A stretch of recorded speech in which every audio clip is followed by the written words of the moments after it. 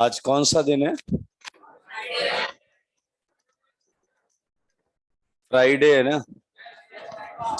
मैं एक दिन आगे पीछे समझ गया था, बाद में मुझे पता चला आज क्लास है। आराम से होमवर्क किया, कर लिया सारे।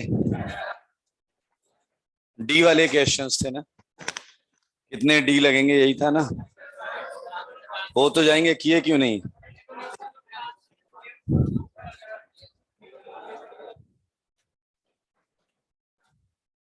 बुक का होमवर्क किया है? कितने लोगों ने किया है? गुड। तुम्हारा कंपटीशन वैसे ही कम हो गया, आधे ज्यादा लोगों ने किए ही नहीं। सही है या नहीं?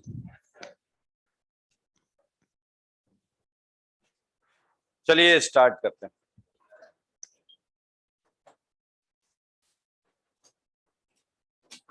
कॉपी निकालें। कहां तक डिस्कस कर लिए थे हमने? 10 तक।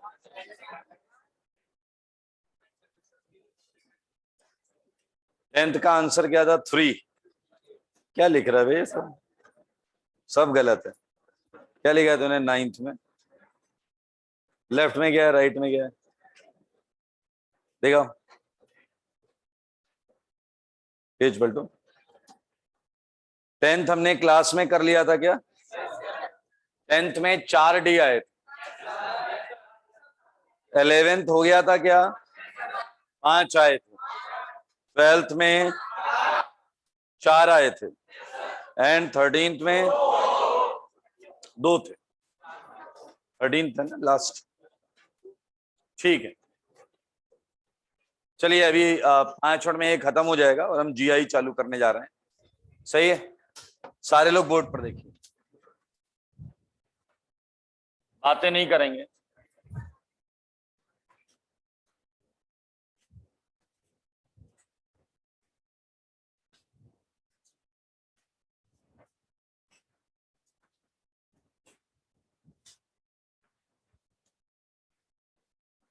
एक और चीज नोटिस करिए,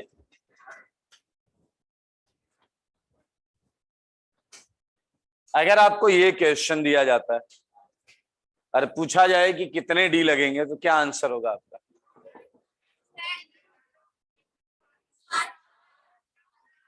बताइए जरा। हाँ जी,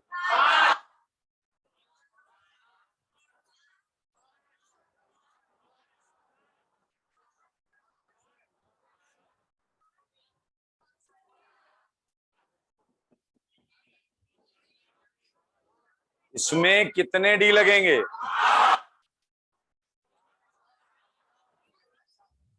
गधे हो तुम लोग, वो अभी भी 5-5 चिल्ला रहा है। 7 इज राइट आंसर। 5 एंड 2 7। क्या यहां लगेंगे 3? क्या यहां लगेंगे 2? क्या यहां का माइनस यहां नहीं होगा? क्या ये दोनों माइनस यहां तक नहीं जाएगा? और सुनिए, ये क्वेश्चन गधे यही वाला तो है। इसमें क्या आंसर था? 7, 3, 3 एंड 1। याद आया आपको? ये और ये तो सेम ही है ना। बस क्या होगा देखो, यहां तुम h हटा के माइनस बनाओगे और वो रेजोनेंस करके यहां आएगा, और इसमें h हटा के यहां माइनस बनाओगे। नहीं आया क्या? ये दोनों सेम ही है, आंसर बिल्कुल सेम आएगा, बिल्कुल सेम आंसर आएगा। देख लो, ये देखिए, इसका भी यही आंसर है। क्लियर है? चलिए बहुत अच्छी बात है, हमने काइनेटिक आइसोटोपिक एक्सचेंज कर लिया है। एक दो क्वेश्चन करेंगे, उसके बाद जीआई स्टार्ट करेंगे। ठीक है, आइए मेरे भाई, एक एग्जाम्पल है, ये arrange following in decreasing order of percentage in all. Believe me, ये हम कर चुके हैं, लेकिन आपको एक अलग तरीके से क्वेश्चन लिखकर दे रहे हैं सामने।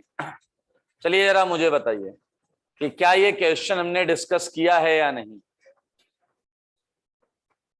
देखिए मैं ये पूछ रहा हूं इसमें किसका इनॉल ज्यादा आने वाला है, फर्स्ट का या सेकंड का?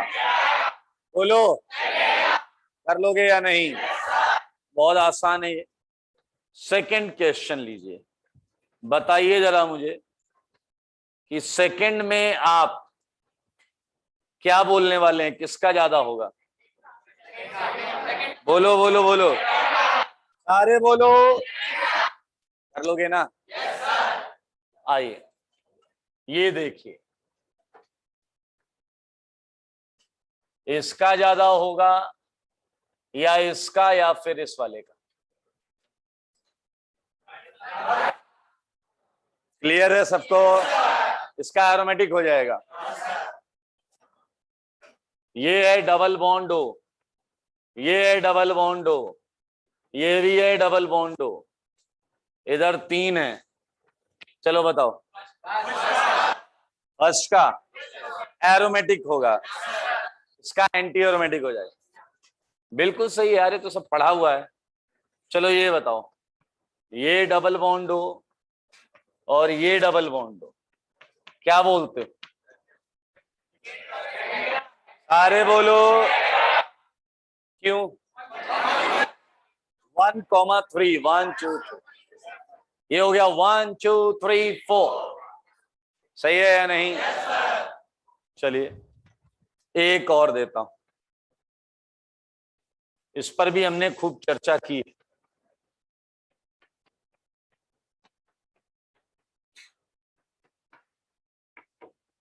बताइए जरा, सबसे ज्यादा किसका होगा? आपका जवाब थर्ड है क्या? आपका जवाब सही है। आपको याद है कीटोन क्या ज्यादा होता था इनॉल देन ईस्टर, हाँ या ना? 7 बताइए, सेकेंड इज राइट आंसर। आइए और करते हैं, ये देखिए, ये है डबल बॉन्ड और ये है डबल बॉन्ड, बोलो जरा, सारे बोलो। हाँ, क्यों? यहां तो बहुत गड़बड़ हो जाएगी, यहां का एच लेके अगर तुम इनॉल बनाओगे तो ब्रेड्स रूल, ब्रेड्स रूल गड़बड़ हो जाएगा। सही है? चलिए मैं आपको बता दूं कि अभी ड्रॉपर बैच स्टार्ट होने वाला है यहां पर मोशन में, ऑफलाइन। तो उसमें मैं स्टार्ट करूंगा जीओसी से। कहां से स्टार्ट करूंगा? हाँ, तो ऐसा नहीं है कि पूरी क्लास उठ के आ जाए वहां पर, वो बेचारे बच्चे बाहर खड़े हैं, तुम अंदर बैठे हो। अगर आपने जीओसी बिल्कुल भी नहीं पढ़ी है तो आप अरेंजमेंट कर सकते हैं, परमिशन और जो भी यहाँ होता हो वो ले लीजिए, ठीक है? और अगर देखो कुछ में डाउट है तो डाउट पूछ के खत्म कर लो, क्योंकि वो चलेगा 8-10 लेक्चर। अब 8-10 लेक्चर आपके पास एक्चुअली इतना टाइम है नहीं, यहाँ भी प्लस लाइव क्लासेस कर रहे हो, वहां पर भी आके बैठ गए, वहां पर भी 10 क्लासेस, होमवर्क इसका भी होगा उसका भी होगा। तो अगर आपको नहीं आता तो फिर तो आपको करनी चाहिए, इट्स अपॉर्चुनिटी, हाँ या ना? जीओसी करेंगे, जीओसी के बाद पूरा आइसोमेरिज्म, तो आइसोमेरिज्म तो तुम पढ़ ही रहे हो, कोई दिक्कत तो नहीं है? टीचर वगैरह मतलब एक बैकअप चल रहा है, बिल्कुल। आप स्ट्रक्चरल पढ़ो, जीआई वो सब वहीं से चालू होगा, पूरा चले। तो ये बहुत अच्छा क्लियर हो गया आपको। एक ये देखिए, बताओ जरा,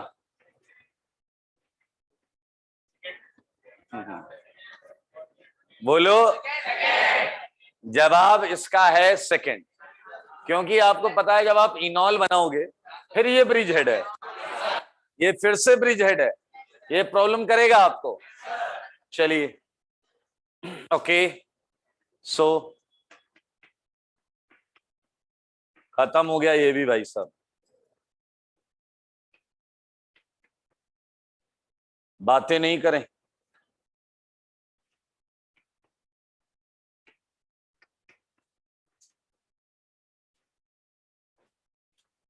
ये लीजिए क्वेश्चन, ये अच्छा लगेगा आपको।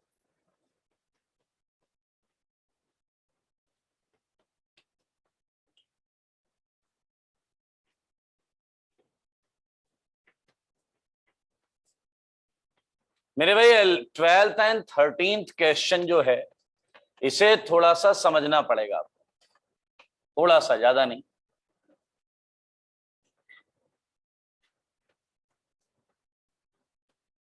ये देखिए 12th में क्या हुआ है, बीच में एल्काइल ग्रुप का साइज बढ़ाया जा रहा है, एंड 13th में क्या है, साइड में साइज बढ़ाया जा रहा है, हाँ या ना। तो चलिए ये वाला सेगमेंट आप खुद ब खुद यहां कर लेंगे। ये है last of tautomerism, factors affecting percentage इनॉल। तैयार हैं आप? कौन कौन से फैक्टर हैं जो इनॉल के प्रतिशत को प्रभावित करेंगे, सही है या नहीं? पहला है स्ट्रक्चर ऑफ कीटो। क्या है बताइए? कि आपका जो कीटो है उसकी शकल सूरत कैसी, पीछे वाले मैटर करेगा कि आपका जो कीटो है उसकी शकल सूरत कैसी है, उसी पे इनॉल का परसेंटेज वेरी करेगा, सही है या नहीं? आइए मैं आपको यहां पर कुछ बताता हूं। मान लेते हैं यहां लगा है R1, बीच में लगा है R2 और ये लगा है R। क्लियर? अब आपको पता है कि यार बीच में एक H छोड़ा हुआ है मैंने, वहां से ये क्या करेगा, टॉटोमेरिज्म। और अगर ये किनारे में सेम ही रख लेता हूं, अलग भी हो सकता, कोई दिक्कत नहीं, तो आपको क्या मिलेगा, इनॉल मिलेगा या नहीं? अब जरा ध्यान से समझना बात को। ये है आपका R1, चलें आगे। हाइड्रोजन बॉन्डिंग होगी मेरे भाई। हम एट ए टाइम दो वेरिएबल डील नहीं कर सकते, मैथमेटिक्स में भी नहीं कर सकते। अगर मैं आपको दूं x + y = 5, तो इनफाइनाइट पॉसिबल सॉल्यूशंस, हाँ या ना? सेम हमारा इसमें भी होता है ऑर्गेनिक में, दो वेरिएबल अगर वेरी कर गए कहीं पर तो हमें वहां कॉन्सेप्ट समझने में दिक्कत हो जाएगी। इसलिए याद करिए, हर चीज का हमें ऑर्डर याद करना पड़ता है। Mostly dipole movement, charge into distance, charge ऊपर से नीचे बढ़ रहा है, डिस्टेंस नीचे से ऊपर बढ़ रही है। अब हमें थोड़ा पता चलेगा कि Q × D कहां ज्यादा होगा। अरे हमसे एक चीज पूछ लो, हम बता देंगे चार्ज किधर बढ़ रहा है या डिस्टेंस किधर बढ़ रही है। तो जब भी दो वेरिएबल पर चीजें आएंगी तो हमें वो लर्न करनी पड़ेंगी। फिलहाल यहां दो वेरिएबल पर कुछ भी नहीं रखने वाले हैं। हम ऐसे सीखेंगे कि अगर R1 कांस्टेंट है और R2 बढ़ रहा है, यही तो हुआ है इस क्वेश्चन में। इस क्वेश्चन में यही हुआ है ना, किनारे वाले फिक्स हैं, बीच वाला चेंज हो रहा है। तो मैं यहां पर बता रहा हूं, if size of R2 increases, अगर R2 का साइज बढ़ रहा है तो मेरे भाई इसे बहुत ध्यान से देखिए। क्या ये कार्बन sp2 है? ये sp3 था? क्या sp2 ट्राइगोनल प्लेनर होता है या नहीं? मतलब प्लेन में ही आ जाएंगे सारे, यानी कि ये R2 को R1 के प्लेन में ही रहना पड़ेगा या नहीं? मतलब अगर यहां R1 है तो उसी प्लेन में R2 को रहना पड़ेगा। जबकि यहां क्या है, ये sp3 है, ये सिंगल बॉन्ड है, इसके अलोंग चीजें घूम सकती। मतलब अगर इस वाले में यहां R1 लगा है तो इस कार्बन पे R2 ऊपर नीचे कहीं भी हो सकता है, क्योंकि वो बीच में सिंगल बॉन्ड है। सही है या नहीं? तुम्हें आंसर मिल चुका है गधे। अगर R2 का साइज बड़ा हो गया तो गधे यहां उसकी हालत खराब हो जाएगी, क्योंकि यहां उसे R1 के प्लेन में ही रहना है। तो बताइए क्या इसमें रिपल्सन लगेगा या नहीं? क्या ये इधर भागेगा या नहीं? तो इनॉल घट गया या नहीं? Percentage इनॉल decreases. अब क्या ये आप अपने शब्दों में एक्सप्लेन कर लोगे? यही एक्सप्लेन करना है कि इनॉल में डबल बॉन्ड होने की वजह से R2 और R1 सेम प्लेन में, साइज बढ़ाओगे रिपल्सन होगा, इनॉल अनस्टेबल होगा, कीटो की तरफ भागेगा। कर लोगे ना? आओ एक और मजेदार चीज है मेरे भाई, अगर हम R1 का साइज बढ़ाएं क्या इस समय ये अंडरस्टूड है कि R2 को कांस्टेंट रखा गया? मेरे भाई अगर हम ये साइज बढ़ाते जाएं तो क्या आप इस एंगल के बारे में सोचोगे बढ़ेगा या घटेगा? अगर इसका साइज बढ़ रहा है और बढ़ गया और ये एंगल क्या होगा? अगर ये एंगल बढ़ेगा तो तुम मानते हो कि ये टर्मिनल्स और करीब आ जाएंगे, हाँ या ना? और अगर ये और करीब आ गए पीछे वाले तो क्या चिलेशन जबरदस्त होगा या नहीं? जबरदस्त बॉन्डिंग होगी या नहीं? तो इनॉल को सपोर्ट कर गया, हाँ या ना? Percentage इनॉल increases. क्या यहां पर भी आप, अबे ये मैं डबल बॉन्ड नहीं बना रहा हूं, 2 लाइनें लिखनी है, पीछे वगैरह किसकी लिखेंगे, गालिब की या फिर गुलाम अली, जो पसंद आए आपको, इसी का एक्सप्लेनेशन लिखना है, सही है? आइए अगला फैक्टर देखते हैं। अगला फैक्टर है effect of temperature. Effect of temperature, सही है भाई लोग? मेरे भाई ये बहुत इजी है। ऑन इंक्रीजिंग टेम्परेचर, बताइए परसेंटेज इनॉल क्या होगा? ऐसा क्यों? अबे तुम टेम्परेचर बढ़ा के क्या तोड़ दोगे? चिलेशन, हाँ या ना? और जब चिलेशन ही नहीं रहा तो भाई साहब इनॉल में जाने का कोई औचित्य कर लोगे या नहीं? आइए लास्ट पॉइंट, ये लास्ट पॉइंट समझिएगा, ये है इफेक्ट ऑफ सॉल्वेंट। क्या है दोस्तों?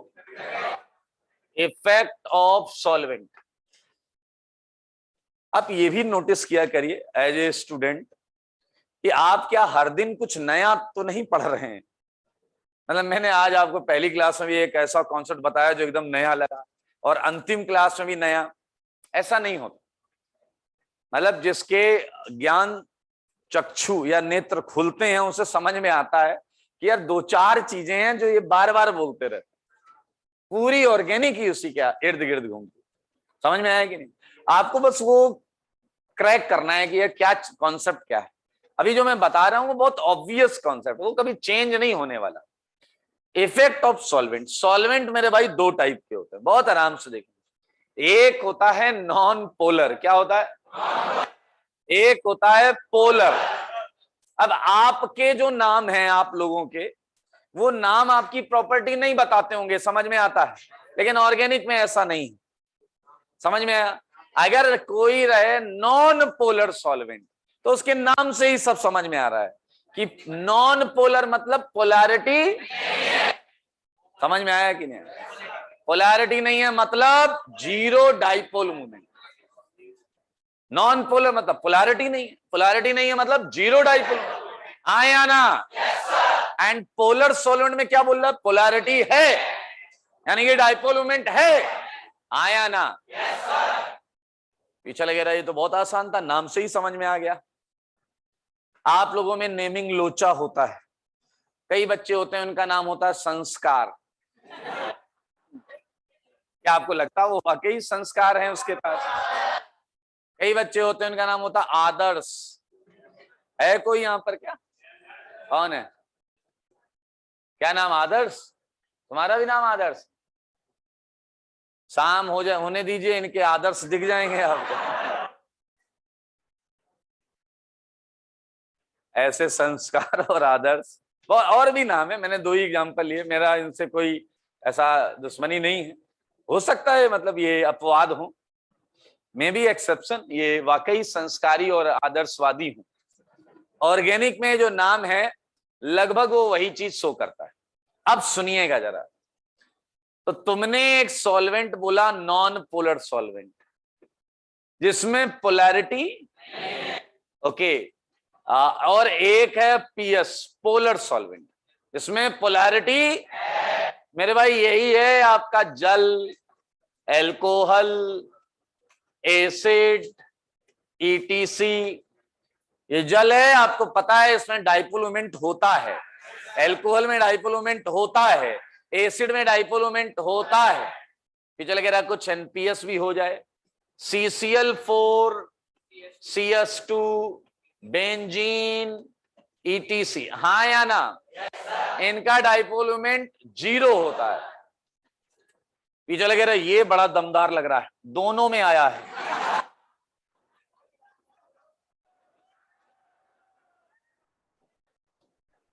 मैंने नोटिस किया सब लोग नहीं हंसे हैं, कुछ लोग उम्मीद लगा के बैठे हैं कि अभी एक्सप्लेनेशन आएगा। चलिए कोई बात नहीं। एक दो बच्चों ने कहीं पर मेरा फीडबैक भी ये डाला है, पढ़ाते तो ठीक है बट क्लास में एक दो ये डाउट खुद ही उठाते हैं, फिर आगे बढ़ जाते हैं, एक्सप्लेन नहीं करते। आइए अब सुनिए दरअसल क्या मतलब है इसका। इसका डाइपोल मोमेंट है ही नहीं, कोई पोलैरिटी नहीं है दोस्तों, और इधर है polarity. Polarity means dipole, di बोले तो पोल बोले तो सिरे, एक प्लस का सिरा एक बार मैंने वाटर से बातचीत की थी, पीछे लगे रहा वाटर से बात की थी, मैंने कहा हाँ, कह रहा फिर ये फुलटू आपने, तभी ऐसे बातें होती हाँ या ना। आइए वाटर से मैंने बात की, मैंने कहा भाई क्या करते हो, इसने कहा सर मैं समाज सेवा करता हूं। मैंने कहा कैसे, कह रहा है कि मेरे पास पॉजिटिव पोल भी है और नेगेटिव पोल भी। मैंने कहा बहुत अच्छी बात है। फिर कह रहा है अब अगर कोई भूला बिसरा केटायन हमारे एरिया में आ गया, कोई केटायन हमारे एरिया में आ गया, तो वाटर कह रहा है कि ऑक्सीजन, उसमें वाटर का जो ऑक्सीजन है, कहता हम आगे बढ़कर उसका स्वागत करते हैं। क्या समझ रहे हो या नहीं? अबे एक वाटर नहीं जाता है, हजारों लाखों वाटर मॉलिक्यूल का नेगेटिव पोल उसे इंटरेक्ट करता है। समझ में आया या नहीं? आया ना? ओके। मैंने हाइड्रोजन से कहा तुम भी कुछ करते हो? कह रहा सर आपने क्या पूछ लिया, कोई एनायन अगर हमारे एरिया में आ गया तो हम दोनों हाथ से आगे बढ़कर उसे गले लगा लेते हैं। मानते हो या नहीं? मेरे भाई ये प्रोसेस बहुत ऑब्वियस है, प्लस को देखकर माइनस का आकर्षित होना और माइनस को देखकर प्लस का आकर्षित होना, ये बहुत ही ऑब्वियस एंड नेचुरल प्रोसेस है, and it is a stabilizing phenomena. When plus is approaching a minus, energy release होती है, हाँ या ना? ओके, यानी कि इस प्रोसेस को बोलते हैं सॉल्वेशन। क्या बोलते हैं? जब सॉल्वेंट मॉलिक्यूल किसी को घेरता है तो उसका सॉल्वेशन हो जाता है। पीछे वाले अगर तुम्हें कोई आकर घेर ले, नहीं ऐसा नहीं, if you are plus and minus ने आके घेरा है, ये चले घेरा काश बताओ ये स्टेबलाइजिंग फिनोमेना है या नहीं? पीछे वाला कह रहा हजारों, हाँ ये स्टेबलाइजिंग हुआ या नहीं हुआ? मेरे भाई सॉल्वेशन एक स्टेबलाइजिंग फिनोमेना है, रिएक्शन उधर जाती है जिधर ज्यादा सॉल्वेशन होता है, हाँ या ना? तो मान लीजिए आप नीचे खड़े हैं सड़क पर, वहां आपका थोड़ा सॉल्वेशन हो रहा है और उधर वाले चौराहे पे ज्यादा सॉल्वेशन हो रहा है, किधर भागोगे? Because you are having dipole moment, and उधर भी सॉल्वेंट है, वो भी पोलर है। आइए अब आपको ये देखना है कि जब मैंने ये सॉल्वेंट लिया या ये लिया तो ये रिएक्शन किधर भागेगी, यही तो समझना है अपने को। तो यार अपने को ये पता करना पड़ेगा चार्ज किधर ज्यादा है, मानते हो या नहीं? चलो बताओ कीटो में ज्यादा है या इनॉल में? पक्का गलत जवाब दे रहे हो आप, कीटो में ज्यादा है गधे। क्या कीटो में 2 C डबल बॉन्ड O है या नहीं? क्या इसमें पोलराइजेशन है या नहीं? मेरे भाई CO नहीं देखना है, CO के बीच में पाई बॉन्ड देखना है। CO के बीच में क्या देखना है? पाई बॉन्ड है, वीक पोलराइजेशन है यहाँ पे भयंकर, इधर माइनस इधर प्लस, इधर माइनस इधर प्लस, जबकि इधर एक ही जगह पर, हाँ या ना? ये सिग्मा बॉन्ड है, यहां पोलराइजेशन बहुत कम होगा। अब सोचो अगर मैंने ये सॉल्वेंट लिया है तो ये इक्विलिब्रियम किधर रहेगा, कीटो की तरफ या इनॉल की तरफ? सारे बोलो, क्या यही है वो? बिल्कुल सही जवाब है, ये कीटो की तरफ रहेगा। तो यहां पर मैं आपको परसेंटेज इनॉल के बारे में बता रहा हूं। जल, लिक्विड सॉल्यूशन, एनहेक्सेन, एंड लास्ट में है गैस फेज। अबे गैस फेज का मतलब होता है कोई सॉल्वेंट ही नहीं लिया। गैस फेज का क्या मतलब है? सॉल्वेंट ही नहीं लिया या नॉन पोलर वाला केस हो जाता है। ओके, दो दो कॉलम क्यों बना दिया मैंने? ये है एसिटाइल एसीटोन, ये है डबल बॉन्ड, ये है OH। कर लोगे आप? वाटर में देखा गया है कि इसका इनॉल होता है 16%। वाटर में होना भी था कम। अबे गधे, तुमने ही बोला ना पोलर में रिएक्शन उधर भागेगी। जैसे जैसे आप नोटिस करें हम नीचे जा रहे हैं, पोलैरिटी कम हो रही है, हाँ या ना? लिक्विड सोल्यूशन में ये 35% के आसपास देखा जाता है। एनहेक्सेन, हाइड्रोकार्बन्स नॉन पोलर होते हैं, एनहेक्सेन के आसपास ये 62% के आसपास होता है। गैस फेज में 76% के आसपास होता है। क्या आप समझ रहे हैं? गैस फेज में मेरे भाई तो इनॉल ही ज्यादा होगा यार। नहीं आया क्या? जैसे पोलर सॉल्वेंट लोगे सारे मॉलिक्यूल उधर भागेंगे कि चलो इधर सॉल्वेशन हो रहा है, इधर चलते। कर लोगे? आप लीजिए।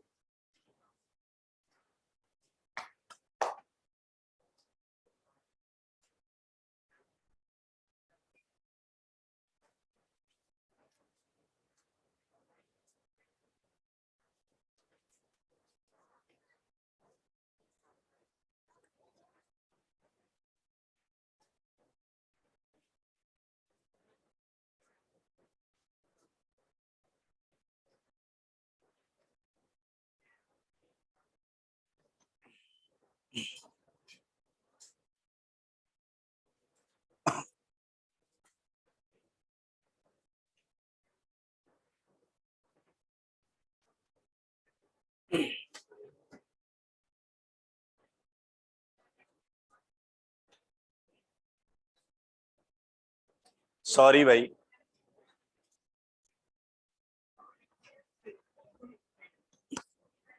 बच गया यार। तू झुक क्यों रहा? कहते तेरे को ही मार रहा हूं। जरा सर से खड़े हो जा। बाजू वाले चेक करिए फोन में क्या देख रहा था। इसकी फोटो देख रहा था, इसकी फोटो लगी तो नहीं तेरे? ठीक, चलिए आगे बढ़े। आओ इधर भैया, कैच।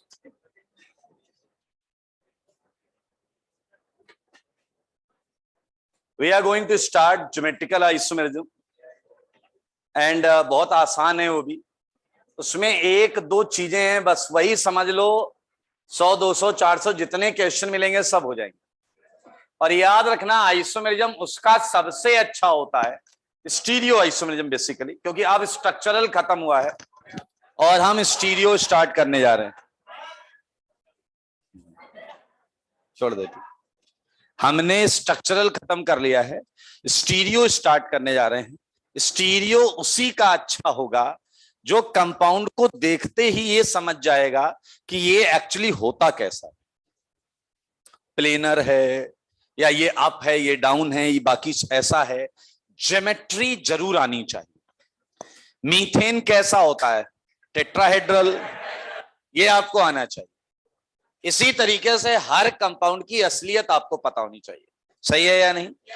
आप केवल 2-3 क्वेश्चन में ईमानदार कोशिश कर लो, फिर मैं जितने भी क्वेश्चन लिखूंगा सबके सही आंसर आप लिखते चले जाओ। सही है? चालू करें? आइए सारे लोग देखिए,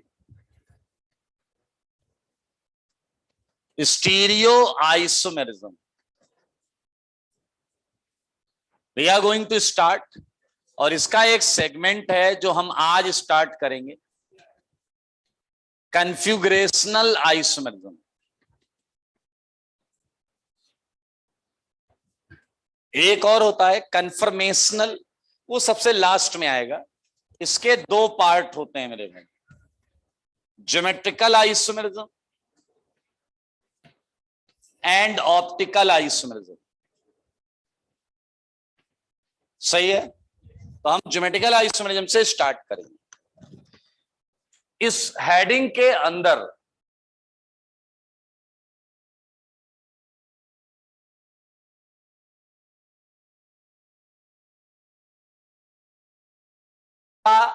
एटम्स और ग्रुप्स का स्पेस में अरेंजमेंट का, लाइक आप मुझे देख रहे हैं और मेरे दोनों हाथ ऐसे हैं, तो एक आइसोमर ये है और एक आइसोमर में ये ऐसे होगा या ऐसे होगा। समझ रहे हैं या नहीं? अब आप कहोगे इससे क्या चेंजेस होते हैं, वो सब पढ़ेंगे, लेकिन आप कनेक्टिविटी सेम देखने वाले हैं। मतलब ये यहां लगा है तो यहीं लगा रहेगा, यहीं है अप डाउन लेफ्ट राइट हो जाएगा, बट जुड़ा यहीं रहेगा। क्या समझ रहे हैं? अच्छा, तो हम स्टार्ट करेंगे ज्योमेट्रिकल आइसोमेरिज्म। बहुत ही आसान, बहुत ही सिंपल। इसकी डेफिनेशन कोई बताएगा मुझे?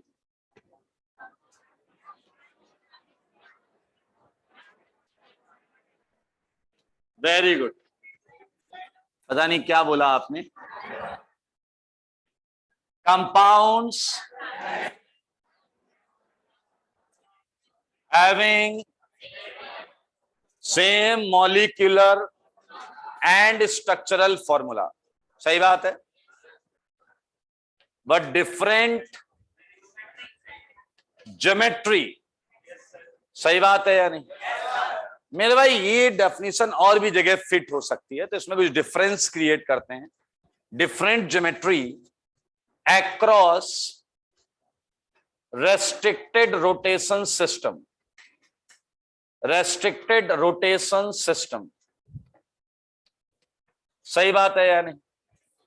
अब आपकी रेस्ट्रिक्टेड रोटेशन वाला जो शब्द है थोड़ा परेशान कर रहा है, तो इसे क्लियर करेंगे।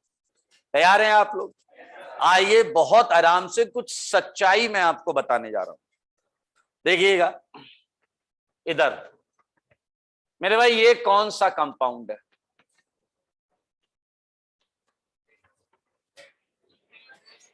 ये है इथेन। अब ध्यान से सुनिएगा, छाप बाद में लेना, पहले समझ लो। केमिस्ट्री में हर एक कंपाउंड के मॉलिक्यूल को कुछ एनर्जी मुफ्त में मिली हुई, सर्टेन अमाउंट ऑफ एनर्जी मिली हुई। इट्स अ समथिंग लाइक कि मान लो आपको पॉकेट मनी मिलती है बिना मांगे।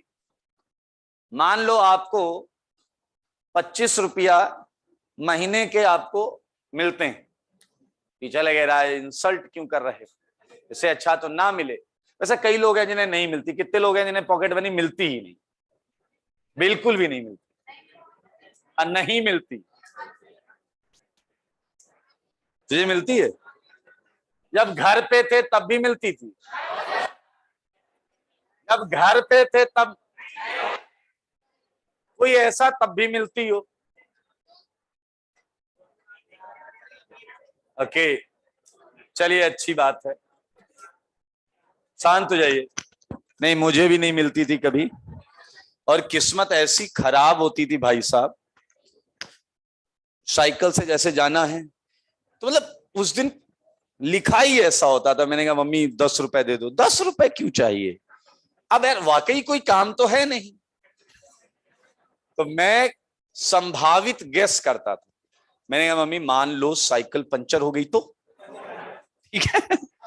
फिर मैं इतनी दूर जा रहा हूँ, 18 किलोमीटर 20 किलोमीटर, और वहां से मैं वापस आऊंगा। मेरा स्कूल बहुत दूर था, तो मांगता था मैं 10 रुपया, मिलता था 5 रुपया। जो पंचर था वो 3-4 रुपया में बन जाता था। किस्मत इतनी खराब, उस दिन साइकिल पंचर जरूर होती थी। मैं शाम को आया मुंह लटका के, मम्मी ने हिसाब मांग लिया, कहाँ है पैसे? मैंने कहा साइकिल पंचर हुई थी। कहीं अच्छा तुम्हें पता था आज पंचर होगी? ऐसा हफ्ते में 2-2 3-3 बार हो जाता था। फिर मैं सोचता था कि शायद मैं पैसे लेके जाता हूं इसलिए पंचर होती है साइकिल। 1-2 बार तो मैं गया ही नहीं। एक बार मुझे याद है, मैं अपनी सिस्टर की मार्कशीट लेने गया था और मेरे को पूरे 25 या 30 रुपया ही मिले थे और वो उतने ही जमा करने थे तभी मार्कशीट मिलनी थी। आप समझ रहे हैं बात? और मैं कॉलेज के दरवाजे पर पहुंचा, किसी बाजू वाले ने बताया वे तेरी साइकिल पंचर है। मैंने देखा, मैंने कहा हे भगवान अब क्या करूं। तो आई वॉज कैलकुलेटिंग कि अगर मैंने पंचर बनवा लिया तो फिर मार्कशीट नहीं मिलेगी। गुस्सा भी आता था ऐसे कई बार कि यार 5 रुपया एक्स्ट्रा मिल जाते तो क्या दिक्कत थी, कम से कम अभी तो मेरे। फिर जाके मार्कशीट लेके मैं पैदल आ जाऊं घर पे और फिर आगे खूब नौटंकी की है मैंने। उसका फायदा था कि 2-3 दिन तक बिना मांगे 2-4 रुपया मिल जाता था। तो अच्छा है, मतलब ऐसा कुछ भी नहीं है। और ये आप याद रखिएगा, आने आजकल समय तो बहुत अलग है। आप अगर अभाव में अभी आपका जीवन बीत रहा है तो वो आपको अभाव लग रहा है, उसके बाद भी गधे यहां बैठे हो ना, पढ़ाई तो कर रहे हो ना, तो जहां पैसे लगने चाहिए बिल्कुल सही लग रहे हैं। समझ में आया है कि नहीं? तो उसे बिल्कुल अभाव मत मानिए। जितना भी आपको अभाव आज नजर आ रहा है उतना ही आगे आप जाने वाले हैं। ये कोई बुकिस बात नहीं बता रहा हूं, मेहनत करते रहिए।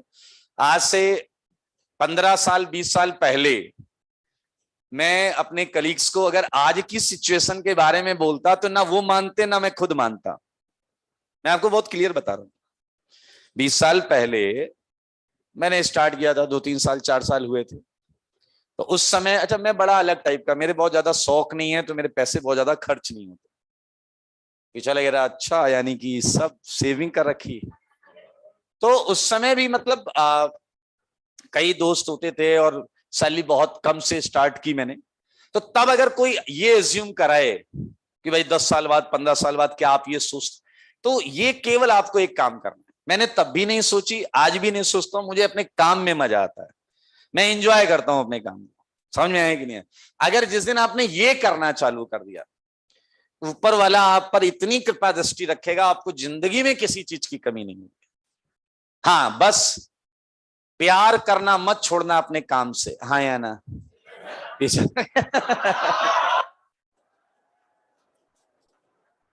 मतलब दिस इज द ओनली की। और मैं आपको और एड ऑन करता हूं, जो आपके दिमाग में आ गई हैं चीजें, आप ये करिए जो मैं बोल रहा हूं, बाकी सब कुछ बिल्कुल सही ऑर्डर में आपको मिलता चला जाएगा। एवरीथिंग। समझ रहे हैं? हाँ बिल्कुल, सबकी बात कर रहा हूं। एंड मैं बहुत ज्यादा, एक होता ना कि बोलते हैं कर्म पर भरोसा करने वाला, काम करिए उसी पर भरोसा है। अगर मुझे लग रहा है चीजें गड़बड़ चल रही हैं तो भैया कुछ नहीं कर रहे हो इसलिए गड़बड़ चल रही है, चलो काम करना चालू करो, चीजें सही हो जाएंगी। मैं इस टाइप का इंसान हूं। मैं थोड़ा सा, मेरे पिताजी ने कहा था कि बच्चों को बस पढ़ाई करनी चाहिए, वही उनका रिलीजियस वर्क होता है। मैं ब्राह्मण परिवार से हूं तो मेरे पिताजी मेडिटेशन ध्यान लगाते हैं, पूजा पाठ करते हैं। तो मेरे को बोला जाता तू क्यों नहीं करता? तो मैंने कहा यार मेरे पापा ने बोला मैं पढ़ाई करता हूँ रोज 10-12 घंटे, हो गया काम। पापा ने कहा बिल्कुल सही। फिर धीरे धीरे मैं केवल बस पढ़ रहा हूँ, 10-12 घंटे बाद मैं बैठ के 10 मिनट सोचता था यार कि चीजें ऐसी चलनी चाहिए। 2-4-5 मिनट सोचता था, 2-4-5 मिनट। उसके बाद याद आता भाई पढ़ाई करनी। यू वॉन्ट बिलीव, ऐसा लगता था कि जो मैंने सोचा ये किसी ने सुना है और उसने कहा चल भाई यही होगा, अगले 2-3 साल में वही, बिल्कुल वैसा in every field of life. तो उसके बाद मैं ज्यादा सोच मानने लगा कि हाँ भाई कुछ ना कुछ तो है। उसका सीधा सीधा रिलेशन है, आप केवल सोचते रहोगे कुछ नहीं होगा। सोचना भी चाहिए आपको और खूब काम करिए, वो काम करिए जिससे आपको अच्छा लगता हो और आपको आपकी सारी मनोकामना, जितने भी आपने दे रखा ये XYZ, ये इतने का पैकेज उतने का पैकेज, आप अपनी सोच को लिमिट ही मत करिए। सारी चीजें आपके सामने आ जाएंगी और आपको लगेगा अरे यार ये तो बहुत आसान था। क्योंकि इसका एक रीजन है, मैंने ये ज्ञान तो आपको दे दिया बट ये करने वाले बहुत कम लोग होंगे। आपने सुन भी लिया बट करेंगे बहुत कम लोग। अब यार टैलेंटेड लोगों की हमेशा आवश्यकता पड़ती है। मैं कोई काम करूंगा तो मुझे भी 25 लोग टैलेंटेड ही चाहिए होंगे ना? हाँ या ना? और आज की डेट में क्या है कि बहुत ज्यादा लोग पॉजिटिव डायरेक्शन में काम नहीं करते। जिस दिन आपने काम चालू कर दिया आप वैसे ही हजारों लोगों से अलग हो जाएंगे। आपके सफल होने के की जो प्रोबेबिलिटी है वो वैसे ही बढ़ जाएगी। समझ में आया कि नहीं? हाँ या ना? तो ये इस बात का एकदम आप भरोसा रखिए कि मैं ईमानदारी से काम करूंगा तो मुझे जीवन में सब कुछ प्राप्त होने वाला है। इस बात में बिल्कुल शक मत करिएगा, क्योंकि ये मेरे खुद के ऊपर हुआ है। समझ में आया कि नहीं? मैंने कहीं पढ़ी लिखी बात नहीं बता रहा। आप मेहनत करिए सीखने के लिए। रैंक कुछ भी आए साइड में रखो, रैंक को साइड में रखिए, कुछ भी आए। अरे यार, अगर आप वाकई सीख रहे हो, आज से बैठ के रोज सीख रहे हो, कोई भी दिन आप वेस्ट नहीं कर रहे हो, ऐसा कैसे होगा कि आपका रिजल्ट अच्छा नहीं है? इम्पॉसिबल है ये तो। हाँ, कभी कभी बैड लक होता है तो ये हो सकता है तुमने खूब पढ़ाई की, तुम सोच रहे थे मेरी रैंक 400 से 500 के बीच में, वो आ गई 700 से 800 के बीच में। ये इतनी किस्मत खराब हो जाती है। बट ये नहीं होता कि तुमने सोचा 400 से 500 के बीच में आनी चाहिए और सिलेक्शन ही नहीं हुआ। इम्पॉसिबल। हाँ या ना? कई बार होता है, हम नाम देते हैं लक, किस्मत कोई भी खराब थी, मेरा देखो रैंक गिर गई है, थोड़ा सा खराब हो गई। मैंने आज तक देखा है बहुत है, कई हमारे गेस्ट वर्क्स ऐसे रहे हैं कि भैया बच्चा सिंगल डिजिट में आएगा, वो 1 2 3 4 5 में ना आके 17 18 19 आ गई।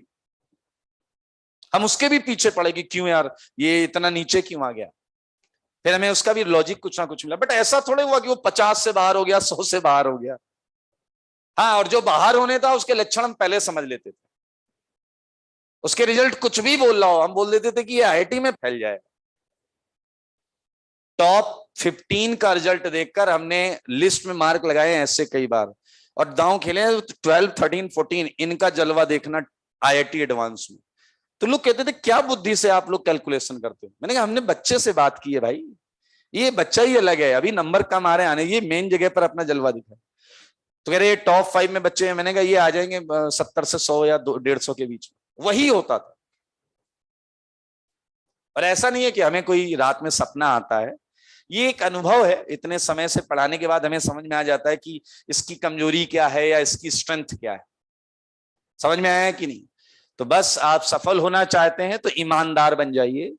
और स्टूडेंट है, स्टूडेंट का काम होता है पढ़ाई करना, उसी को बस मजे से करते रहिए, सब कुछ बहुत आराम से मिल जाएगा। हाँ, सारी सिंगल है ना भाई इधर? अरे सारी सिंगल बॉन्ड है यार, है या नहीं है? कार्बन पर हाइब्रिडाइजेशन क्या है? sp3। मैं आपको कुछ खास नहीं बताने जा रहा, केवल इतना बता रहा हूं कि ये हेड टू हेड ओवरलैपिंग हो रखी है। और ये देखिए, ये आपका CS3 sp3 बॉन्ड है। सही है या नहीं? मैंने आपको बोला कि एक minimum amount of energy her molecule को मिली हुई है, वो है 25 किलो कैलोरी पर मोल। अब मॉलिक्यूल को अगर उतनी एनर्जी में कुछ करना है तो उसे किसी भी चीज की आवश्यकता नहीं है, वो खुद ब खुद कर लेगा। सही बात है या नहीं? हाँ या ना? मेरे भाई, आपको जानकर आश्चर्य होगा कि अगर ये इथेन आपको कभी मिलेगा, मान लीजिए मिल जाए आपको इथेन, तो ये ऐसा नहीं होगा कि ये carbon H H H H H इधर H। कैसा होगा? ये घूम रहा होगा बीच वाली बॉन्ड के क्रॉस, इसके जो तीनों एच हैं वो ऐसे ऐसे घूम रहे होंगे, कंटिन्यूअस घूमते ही रहते हैं, रुकते ही नहीं। हमने कुछ नहीं किया, ये हो रहा है क्योंकि उनकी खुद की जो उन्हें अवेलेबल एनर्जी है वो बहुत ज्यादा है, 25 किलो। और ये घूमने के लिए मात्र 3 किलो कैलोरी की एनर्जी चाहिए इथेन को। 3 की एनर्जी चाहिए, 25 है, पीछे वाला कह रहा है लगभग 8 बार घूम लेगा। नहीं, नहीं, एनर्जी कंजर्व रहती है, वो हजारों लाखों साल तक घूमता ही रहेगा, उसे कुछ नहीं करना। जो 3 किलो कैलोरी निकल रही है वो कंज्यूम हो जाती है, नेट उसके पास 25 हमेशा रहेगी, उसके पास हमेशा 25 रहेगी। इट्स समथिंग लाइक कि एक गरम तवे पर मैंने एक मक्के का दाना रख दिया, पीछे लगेगा तो तवे का टेम्परेचर थोड़ा कम हो जाएगा, और इतने सारे मक्के रख दो तवा एकदम ठंडा हो जाएगा, और ज्यादा मक्के डाल दो उसमें बर्फ जम जाएगी। ऐसा नहीं होगा, ऐसा नहीं होगा। क्या आप समझ रहे हैं बात को? तो मेरे भाई ये कभी रुकता ही नहीं, घूमता रहता है। पीछे लगेगा सिंगल नेचर है, यस, घूमता रहता है। समझो बात को, समझो, बिल्कुल सही सोच रहे हो। ऑर्गेनिक आपको भाई साहब आश्चर्यचकित कर देगी अगर आप सीखने पर आ गए कि यार मतलब मॉलिक्यूल्स भी हमारी तरह। ओके, पीछे लगे रहे तो कुछ समझ में नहीं आया, मतलब आखिर क्यों। मान लीजिए आपको पनिशमेंट दी गई है, आपके पिताजी ने, आपने कोई कांड किया, पिताजी ने कहा चल तेरे को बताता हूं। आपका घर जो है वो 6-7 माले का है, टॉप फ्लोर पे टॉप फ्लोर पे उन्होंने आपको भेज दिया मई जून की दोपहर में, और आपके पैरों से जूते चप्पल हटा लिए। समझ में आया? तो आपकी शर्ट भी उतार ली गई, समझ लो यार कुल मिला के। अब आपके ऊपर कुछ छुपने के लिए या कुछ है नहीं, क्या करोगे? क्या एक जगह खड़े रहोगे ऐसे? भाई साहब एक जगह रुकोगे नहीं तुम, हाँ या ना? पिछला कह रहा सर देखो शीर्षासन करेंगे हम हीट ट्रांसफर रोकेंगे हम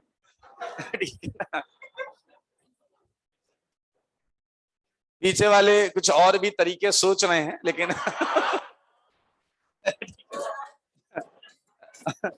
हम उन तरीकों पर बिल्कुल नहीं जा सकते, क्योंकि हमें जो समझना है शायद हम वो समझ गए हैं कि ये रुकता क्यों नहीं है, क्योंकि 3 किलो कैलोरी की एनर्जी है और ये कंटिन्यूअसली क्या करता रहेगा।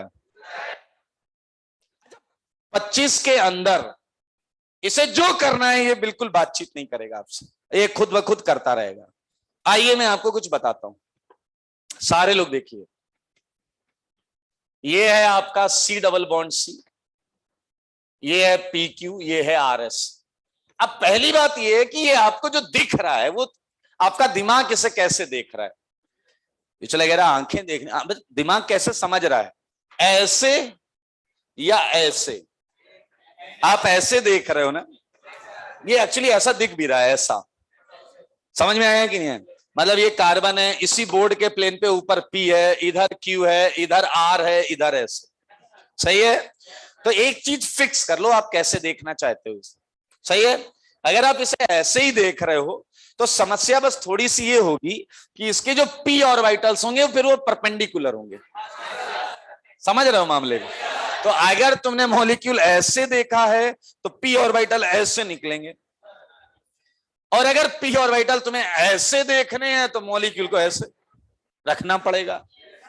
फिलहाल मैं मॉलिक्यूल को ऐसे रखूंगा ताकि P ऑर्बिटल आपको वर्टिकल दिखाई दें। कुछ नहीं है, जो आप देख रहे हो उसी को ऐसे पलट दो, 90 डिग्री झुका दो। आइए आइए, क्या ये sp2 है या नहीं? सारे लोग देखिएगा, बहुत मजेदार है। ये कार्बन, ये कार्बन। अभी मैं अंदर वाली बॉन्ड को ऐसे बनाऊंगा, अंदर वाली बॉन्ड जो इस बोर्ड के अंदर, मैं ऐसे बोल रहा हूं या नहीं बोल रहा हूं? तो कुछ बॉन्ड अंदर आएंगी और कुछ आपकी तरफ, हाँ या ना? और पीछे वाले जो आपकी तरफ होंगी वो आपको क्लियर दिखाई देंगी, और जो दूर होंगी वो क्लियर नहीं दिखाई देंगी। तो जो आपसे दूर है बॉन्ड वो डैश डैश है, हाँ या ना?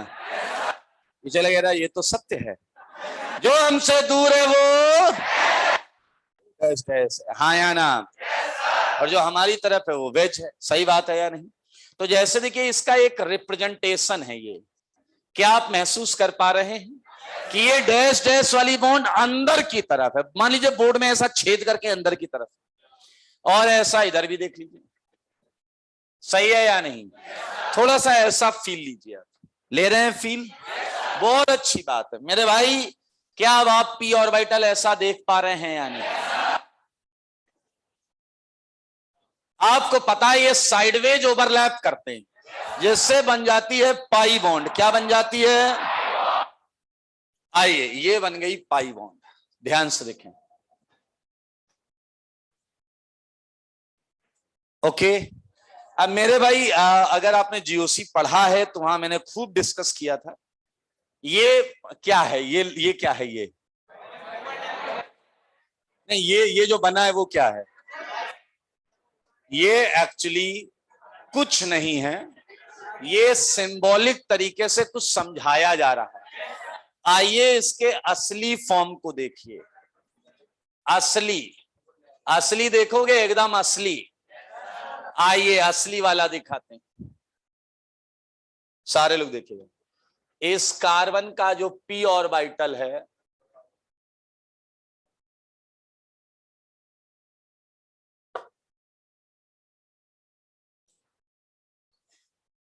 ये असलियत है।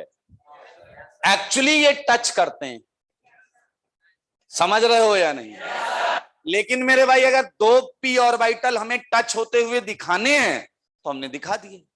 लेकिन जब एक ही डायग्राम में 10-10 p ऑर्बिटल अगल बगल टच कर रहे हैं तो हम वास्तविक फोटो नहीं दिखा पाते, क्योंकि हौच पौच हो जाता है। हम क्या करते हैं, हम उन्हें दूर दूर बनाते हैं, जबकि वास्तविकता में वो टच कर रहे हैं। क्या आप समझ रहे हो? ये सच नहीं है, ये सच है।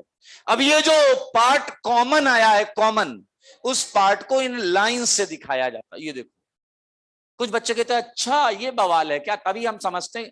कुछ कह रहा कभी एक लाइन खींच दी जाती थी, कभी 2, फिर कभी 3 खींचते थे तो हम कंफ्यूज हो जाते थे, ट्रिपल बॉन्ड तो नहीं है। इसका लाइन, नंबर ऑफ लाइन से कोई लेना देना ही नहीं। आप समझ रहे मैं क्या कह रहा हूं? ये जो सेगमेंट है ओवरलैप्ड, उसे एक सिंबॉलिक तरीके से दिखाया जाता है कि ये टच कर रहा है। समझ में आ गया आपको? अब समस्या मैं भी आगे यही बनाऊंगा, बट आप जब जब ये देखेंगे तो ये याद करेंगे। देखो इसे, सोचो इसे, हाँ है ना? तो मेरे भाई आइए और जरा मुझे बताइए, क्या इस बॉन्ड के अक्रॉस रोटेशन हो सकता है क्या? इस बॉन्ड के क्रॉस रोटेशन तभी हो सकता है जब ये ओवरलैपिंग टूट जाए। ये रूम टेम्परेचर पर मुमकिन नहीं है, ये पॉकेट मनी से हो नहीं सकता। समझ रहे हो या नहीं? अगर आप एक डबल बॉन्ड के क्रॉस रोटेशन चाहते हो तो कम से कम 200 डिग्री सेंटीग्रेड के आसपास टेम्परेचर चाहिए। रूम टेम्परेचर 25 डिग्री सेंटीग्रेड होता है, उसमें नहीं घूमेगा ये। तो क्या आपको रेस्ट्रिक्टेड रोटेशन का मतलब समझ में आया? रेस्ट्रिक्टेड रोटेशन, जहां चीजें रोटेट ना कर सकती।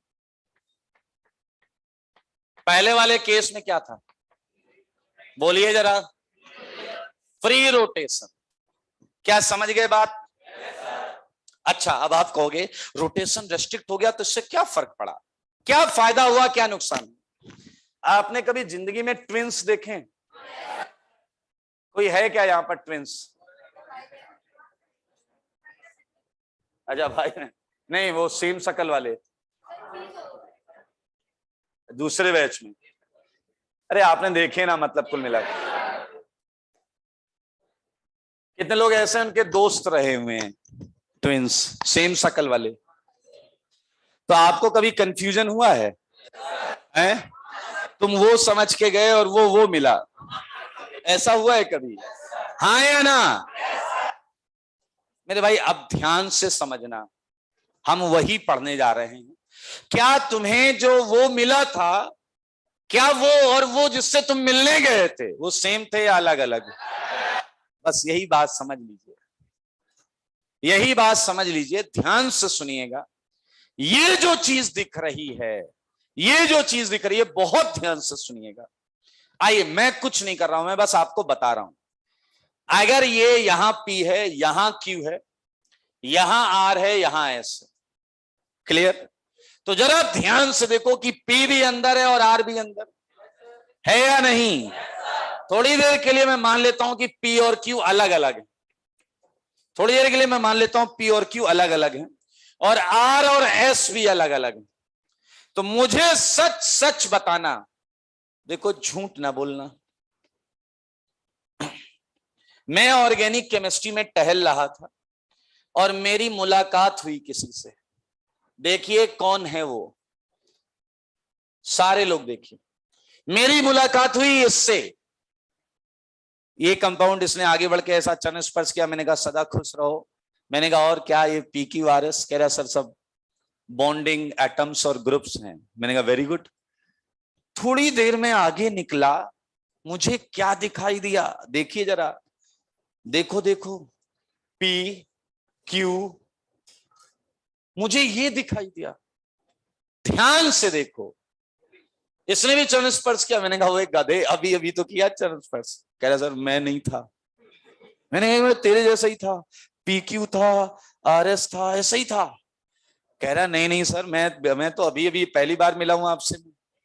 क्या तुम्हें डिफरेंस दिख रहा है? क्या तुम्हें डिफरेंस दिख रहा है? अब तुम गधे ये भी नहीं बोल सकते कि सर वो बीच वाली बॉन्ड के क्रॉस घूम गया हो, घूमता ही नहीं है।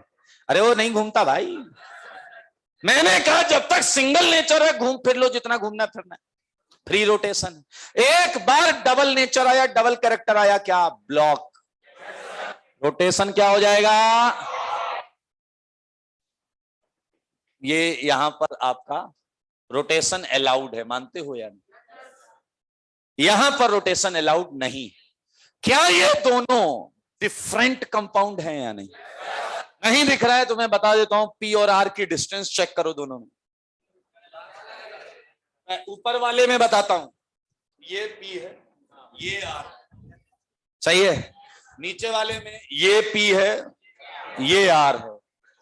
क्या दूरियां अलग अलग हैं या नहीं? मेरे भाई कंपाउंड अलग अलग। और ये इसमें नहीं जाएगा, ये इसमें नहीं जाएगा। पीछे लगे रहा वो सब तो ठीक है, फिर ये क्या है? ये कुछ नहीं, ये कैटेगरी है। क्या है? क्या है? ये कंपाउंड ऑर्गेनिक में दो फॉर्म्स में पाया जाएगा। क्या आप मेरी बात समझ रहे हैं? तो अब अभी मैं आपको बताने वाला हूं, यही दोनों ज्योमेट्रिकल आइसोमर्स हैं। ये दोनों क्या हैं? दोनों डिफरेंट कंपाउंड हैं। क्या ये एक दूसरे में बदलते रहते हैं क्या? यहां रेस्ट्रिक्टेड रोटेशन। मेरे भाई ये कैटेगरी है। क्या है? ये कोई कंपाउंड नहीं है। ब्यूटुईन कोई कंपाउंड नहीं है, कैटेगरी है। ब्यूटुईन के दो आइसोमर्स एग्जिस्ट करेंगे, स्टीरियो आइसोमर्स, एक सिस ब्यूटुईन और एक, कभी आप सिस ब्यूटुईन से टकरा जाएंगे तो कभी ट्रांस से टकरा। सिस क्या अपने आप ट्रांस में जा रहा है क्या? रोटेशन तो हो ही नहीं सकता। क्या आप मेरी बात समझ रहे हैं? मेरे भाई ध्यान से बोर्ड पर देखिए, कितना टाइम बचा है? हाँ, 8 मिनट। Very good. आइए सारे लोग देखिए, मैंने आपको बोला है ये दिख रहा है आपको? तो आपको जो दिख रहा है वो सच दिख रहा है। ये फिक्स कंपाउंड है, ये एकदम फिक्स कंपाउंड है। देखो जरा बोर्ड पर, मानते हो या नहीं? एथीन है, हमेशा यही रहेगा। सारे लोग देखिए, बहुत हलवा चीज है। मैंने आपको दिया ये CH3 CH CH2। आप अपने दिमाग के सारा कूड़ा करकट यहां पर निकाल दीजिए ताकि आपको समझ में आ जाए कि आप क्या गलती कर रहे हैं या कर सकते हैं। ये C, ये C, ये ऐसा, ये ऐसा, ये ऐसा, ये ऐसा। हम ये देखना चाहते हैं कि ऑर्गेनिक में ये कैसा होता है या कितनी फॉर्म्स में एग्जिस्ट करता है। तो आपके मन में जो जो डाउट आ रहा है सब बोलिएगा। ये आप समझ रहे हैं एल्कीन ऐसे बना रहा हूं मैं, समझ रहे हैं ना ऐसा? ओके, ये ऐसे ही प्रैक्टिस के लिए बना दो। चलिए जरा मुझे बताइए, क्या इस कार्बन पर एक मिथाइल और H है या नहीं? That's totally on you. कहां क्या रखना है बताइए, यहां क्या रखूं? जो आप बोलो। तो ये आ गया मिथाइल, यहां क्या रख दूं? इस वाले पर क्या रखना है? HH। अच्छा, कोई बच्चा यहां पर भी मिथाइल रख सकता था या नहीं? एक बच्चा कह रहा हम तो इधर रखेंगे मिथाइल, एक कह रहा हम यहां मिथाइल रखेंगे। अबे चार ही जगह तो रख सकते हो गधे, है ना? ध्यान से देखो, चारों सेम है। नहीं दिखा क्या? ये आ जाएगा, ये आ जाएगा। ऐसे क्या देख रहे हो? नहीं दिखा क्या? ये मिथाइल अंदर है ना, ये मिथाइल है, ये वाला हाथ, ये पीछे लग रहा, हाथ पलटो, बाहर आएगा या नहीं आएगा? ये बनेगा, है ना? ये मिथाइल अंदर, ये वाला आएगा या नहीं? क्या ये चारों आइडेंटिकल हैं या नहीं? अबे तो ये चार नहीं है, हाँ या ना? तो ये कोई GIV नहीं शो कर रहा है। आओ इसको देखो, example CH3 CH double CH CH3। सारे बच्चे ध्यान से देखिए, डबल बॉन्ड को पकड़ते हैं अपन, dash dash dash dash dash dash dash dash dash, okay, हाँ हाँ बिल्कुल, डैश डैश डैश। मेरे भाई बहुत आराम से देखना है आपको, और मुझे बताओ फिर आप देखिए इस कार्बन पे क्या मिथाइल और एच, इस कार्बन पर भी मिथाइल एच। तो ऑर्गेनिक में क्या क्या डिजाइन हो सकती है, कंपाउंड हो सकते हैं, सोचते हैं, आ जाओ। क्या ये हो सकता है एमी एंड एच, एमी एंड एच? एक बच्चा कह रहा है कि मैं तो दोनों एमी यहां रख लूं, ऐसा रख लो यार, क्या दिक्कत। एक ने कहा एमी यहां एच यहां, एच यहां एमी यहां एच यहां। अगर आप नोटिस करो इस वाले को पलट दोगे तो नीचे वाला आ जाए, आया ना? 100% दिखना चाहिए सबको। इस वाले को ऐसा पलट दोगे तो ये आएगा, और इस वाले को पलट दोगे तो ये आ जाएगा, हाँ या ना? इसे पलट के ये ला पाओगे? सारे बोलो, मिलकर बोलो, ये तो सेम सेम है, ये भी सेम सेम है, लेकिन ये और ये अलग अलग हैं, मानते हो या नहीं? मेरे भाई ये ऑर्गेनिक में दो डिफरेंट कंपाउंड, ये अलग है, ये अलग है। मिथाइल की दूरियां देख सकते हैं, तो हमने बोला ये जीआई शो करता है। अब मेरी बात अपने दिमाग के अंदर बैठा लो, और ऐसी तगड़ी बैठाओ कि कल को भाई साहब किसी को समझाना पड़े, खटाखट एक एक चीज बना के देखे, ऐसा होता है, हाँ है ना? आप तभी अच्छा सीख सकते हैं जब आप, पता है मैं क्या करता था, मुझे कुछ सीखना होता था बहुत अच्छे तरीके से, तो पहले मैं पढ़ लेता था, पढ़ने के बाद मैं शिकार ढूंढता था, शिकार, कि कोई आए उससे मैं समझा दूं। तो when I was in 9th and 10th, मैं मैथ्स बहुत अच्छी करता था, तो कोई आता था, कोई भी डाउट हो पूछो बिंदास, क्लास में, अपने ही क्लास में कोई आया कहता ये डाउट बताओ, तो पहले उसकी कंडीशन थी, मैं ये क्वेश्चन तुम्हें बाद में बताऊंगा, पहले 3 क्वेश्चन में मुझे बताने ही है, समझ रहे हैं आप? तो मैं उसे कोई 3 क्वेश्चन और सॉल्व करके दिखाता था, वो कहता था हाँ हाँ very good very good. Last में उसका क्वेश्चन आता, तब तक मैं उसके 25 पेज भर देता था। बड़ा बढ़िया मजा आता था मुझे। फिर कुछ दिनों बाद लोग समझ गए, सतर्क हो गए और चालाक हो गए, वो आते थे कहते यार डाउट बताओ, उन्हें समझ में आ गया कि ये एडिक्टिव है, समझ रहे हो? तो वो मुझे ब्लैकमेल करने लगे, कह रहे डाउट बताने का मन है, मैंने कहा हाँ लाओ, कहता या तो पेन अपना यूज करो या कॉपी अपनी यूज करो। ठीक है ना? कहता आप कहीं तो कंजूसी करेगा या कि अपनी कॉपी के 25 पेज थोड़े भरेगा। फिर मैंने गलत बात है यार ये, समझ रहे कि नहीं? कोई नहीं मिलता था, मैं घर में होता था तो मैं मम्मी को समझाने लगा, मम्मी देखो ऐसा होता है ऐसा होता। वो ऐसे एक बार देखती थी, फिर मैंने कहा मेरे को कुछ समझ नहीं आया, मैंने कहा हाँ हाँ बोलते रहो, अच्छा हाँ ऐसा, मैं समझाता रहता था। बॉन्ड इधर जाएगी, इधर केटायन स्टेबल बनेगा, क्या अच्छा ज्यादा स्टेबल है, मैंने कहा हाँ। ऐसा तो आपको आप ऐसी प्रैक्टिस करिए, तो एक बार क्या होता है, जब वो किसी को समझाते हो ना, समझाते हो तो कसम से वो चीज आप कभी नहीं भूलते। दैट्स व्हाई टीचर की सारी चीजें बहुत अच्छी होती हैं, उनका काम ही यही है समझाना, हाँ या ना? और यही एक उल्टा भी है, अगर आपने किसी को गलत समझा दिया। मुझे याद है मेरे साथ एक बच्चा था, उसे हमारे सर ने सबसे पहले बेंजीन बनाना सिखाया, ठीक है, कि भाई मतलब आईटी वाला बेंजीन नहीं, सिंपल जो पढ़ाया जाता, देखो ऐसे बनाते हैं बेंजीन को, हम इसमें रिंग भी बना सकते हैं, ठीक है। तो उस गधे ने गलत समझ लिया इसे, ठीक है, और हमारे टीचर मतलब रटा दिया करते थे कि कल 200 बार बेंजीन बना के लाना है, ठीक है। अब उस भाई ने 200 बार ये बना दिया, ठीक है। 3 बॉन्ड भी बनाई और रिंग भी बनाई, फिर पूरे साल उसने कभी सही बनाया ही नहीं, उसे पता था, उसके पूरा ऐसा काट दिया गया, लेकिन उसकी प्रैक्टिस इतनी जबरदस्त थी कि वो 3 बॉन्ड लगा के ब्रेक लगा ही नहीं पाता था। समझ रहे? बीच में गोला ऐसे घूम ही जाता था, मतलब कई 2 लोग वेट करते थे कि उसे रोक लेंगे, जैसे बॉन्ड बनाना चालू करता था, तीनों तुरंत इसका हाथ पकड़ना था, तो खटाक से ऐसे मारता था, 200 बार प्रैक्टिस बहुत होती है। आइए मुद्दे की बात करते हैं। हाँ जी, तो मामला आप समझ गए कि चैप्टर में क्या है, समझ गए चैप्टर में क्या है। ओके, चैप्टर में ये है कि मेरे भाई ये दो डिफरेंट कंपाउंड, ये लाइन अपने दिमाग में बैठा लीजिए कि कोई कंपाउंड जीआई शो करता है, इसका क्या मतलब होता है। मैंने कहा ये कंपाउंड ज्योमेट्रिकल आइसोमेरिज्म शो करता है, इसका मतलब ये है कि ऑर्गेनिक केमिस्ट्री में ये वाला कंपाउंड कम से कम 2 ज्योमेट्रिकल आइसोमेरिक फॉर्म्स में पाया जाएगा।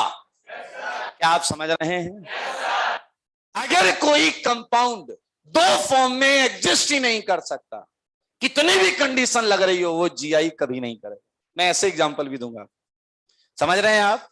अगर उसकी कोई दूसरी फॉर्म बन ही नहीं सकती तो यूनिक कंपाउंड है ना, फिक्स कंपाउंड है ना, काहे का उसका आइसोमेरिज्म पढ़ेंगे हम फिर। क्या क्लियर हो गया? तो मेरे भाई this is all about geometrical isomers. तो बताइए जरा इन दोनों के बारे में अगर मैं बात करूं, ये 1 है, ये 2 है, तो बताइए क्या यहां रेस्ट्रिक्टेड रोटेशन है? Restricted rotation. सेकंड बताइए, क्या ये इंट्रा कन्वर्टेबल है? क्या नॉन इंट्रा कन्वर्टेबल? अच्छा, क्या बोलते हैं इन्हें? हम ज्योमेट्रिकल आइसोमर्स बोलेंगे। क्या बोलेंगे? एक और नाम दिया जाता है डायस्टीरियोमर। क्या दिया जाता है? डायस्टीरियोमर की डेफिनेशन ऑप्टिकल में आप बहुत अच्छा समझेंगे। वैसे डेफिनेशन होती है कि ऐसे स्टीरियो आइसोमर जो एक दूसरे की मिरर इमेज ना हो। क्या है? फिर से बोलिए एक बार। आप देखिए, क्या ये दोनों एक दूसरे की मिरर इमेज हैं क्या? अब ये तो मिथाइल एक अंदर की तरफ है, एक अंदर एक बाहर, मिरर इमेज कभी हो ही नहीं सकते। हाँ या ना? तो दे आर डायस्टीरियोमर्स। कर लोगे? हाँ या ना? तो मेरे भाई ये है ज्योमेट्रिकल आइसोमेरिज्म का सेगमेंट। और आई होप आप मतलब समझ गए हैं। अगर मैं आपको दूं कंडीशन फॉर जीआई, तैयार है? तो क्या पहली कंडीशन ये है या नहीं? हाँ या ना? लेकिन क्या ये कंडीशन सफिशिएंट है? अबे रेस्ट्रिक्टेड रोटेशन तो यहां भी था या नहीं था? तो मेरे भाई रेस्ट्रिक्टेड रोटेशन के साथ इंटरसेक्शन लेंगे, सेकंड कंडीशन। सेकंड कंडीशन बताइए क्या है?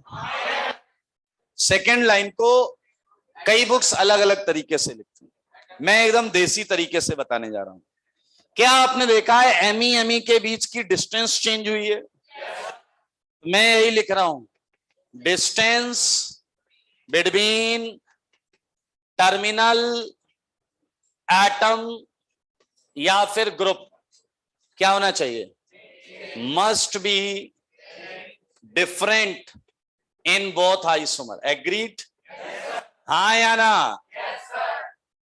अच्छा बताओ, रेस्ट्रिक्टेड रोटेशन कैसे चेक करोगे? Okay, C double C, C double N, N double bond N, कहीं भी पाई बॉन्ड हो, रोटेशन थोड़े होने देगा। हाँ या ना? मेरे भाई एक और चीज है जो आपको समझनी होगी, साइक्लिक कंपाउंड। साइक्लिक कंपाउंड तो क्लोज होता है ना। एक एग्जांपल मुंह पे मार देता हूं, कोई ऐसी बात नहीं। 1 2 3, सारे लोग इससे देख लो बस। एग्जांपल 4,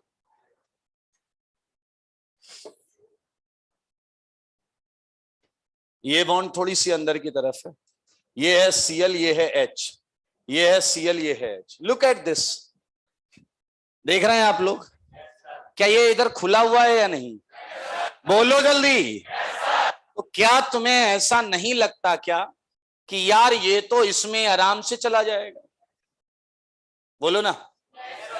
अरे यार ऐसे क्या देख रहे? क्या तुम्हें पता है सिंगल बॉन्ड के लॉन्ग चीजें घूम रही होती हैं? अगर घूम रही है तो भाई ये चीजें पलट जाएंगी। लेकिन लेकिन लेकिन लेकिन अगर ये क्लोज होता तो क्या समझ पा रहे हो क्या? फिर मेरे भाई रोटेशन रेस्ट्रिक्टेड होता और ये दोनों डिफरेंट कंपाउंड है। तुम कुछ भी नहीं कर सकते इन्हें बदल, कुछ भी करो इससे ये बनाकर दिखाओ, बॉन्ड नहीं तोड़ना, बस नहीं बन सकता, डिफरेंट कंपाउंड। तो मेरे भाई रेस्ट्रिक्टेड रोटेशन कौन भी कर सकता है बताइए? Cyclic compound. कौन कर सकता है? अब मैं आपको बता दूं इस चैप्टर का स्ट्रक्चर क्या रहने वाला है। ये आई हमारी पहली हेडिंग, जीआई इन सी डबल बॉन्ड सी। सुन रहे हैं आप लोग? तो मैं आपको इसमें जीआई कराऊंगा, फिर इसमें कराऊंगा, फिर इसमें कराऊंगा, फिर इसमें कराऊंगा, चैप्टर खत्म हो जाएगा। क्लियर? और हम हेडिंग डाल चुके हैं सी डबल बॉन्ड सी में। क्या एक कंडीशन ऑटोमेटिकली लग गई या नहीं? हाँ या ना? मेरे भाई ये कॉमन सेंस है। अगर आप जीआई करना चाहते, जीआई होना है ऐसा देखना चाहते हैं, तो रेस्ट्रिक्टेड रोटेशन के एक टर्मिनल पर जाओ, चुपचाप जाओ। चले गए? इस वाले टर्मिनल पर। याद रखना बाजू वाले टर्मिनल पे मत झांकना, वहीं पर जो दो चीजें लगी उन्हें देखो, वो अलग अलग होनी चाहिए। क्या होनी चाहिए? अभी खुश मत होइए, अभी पूरी कंडीशन नहीं निकली है, ये अलग अलग है तो थोड़ा सा उम्मीद की किरण जाग जाएगी। फिर इधर आ जाइए और अब पहले वाले टर्मिनल को भूल जाओ, पीछे वाले पहले वाले टर्मिनल को, उस पे लगे हुए एटम ग्रुप को याद नहीं करेंगे। इधर आ गए, इधर लगी हुई चीजों को देखो क्या लगा हुआ है।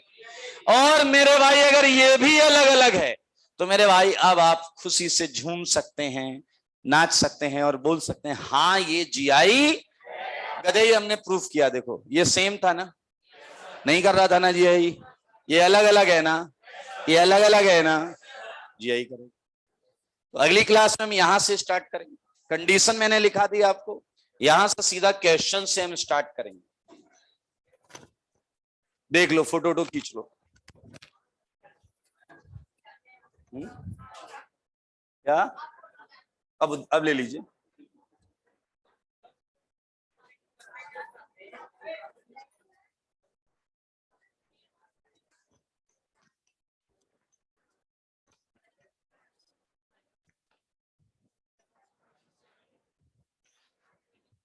अगली क्लास में ये सब करके आइएगा, एक बार पढ़ के आइएगा। नेक्स्ट क्लास में जीआई हमारा ऑलमोस्ट खत्म हो जाएगा और उसकी अगली क्लास में हम ऑप्टिकल स्टार्ट कर लेंगे या कंफर्मेशन स्टार्ट कर लेंगे। आज के लिए इतना ही।